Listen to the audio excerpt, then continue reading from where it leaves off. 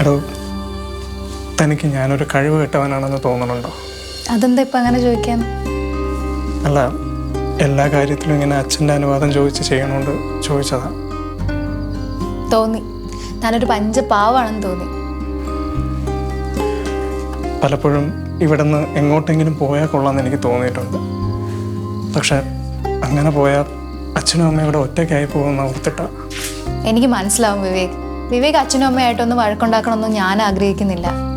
എൻ്റെ അച്ഛമ്മ ഇടയ്ക്ക് പറയാറുണ്ട്, ഒരു പെണ്ണൊരു വീട്ടിൽ ചെന്ന് കയറിയാൽ അവിടുത്തെ രീതികളും ഒക്കെ ആയിട്ട് പൊരുത്തപ്പെടണമെന്ന്. പക്ഷെ ഇതിപ്പോൾ ഒരു രീതിയിലും പറ്റുന്നില്ലല്ലേ തനിക്ക്? എല്ലാ കാര്യങ്ങൾക്കും ഒരു മുൻകൂർ അനുവാദം വേണമെന്നല്ലേ ഉള്ളൂ. ഞാൻ പോയി കുളിച്ചിട്ട് വരാം. ദേ അച്ഛൻ വല്ലാത്ത പേടി തന്നെ.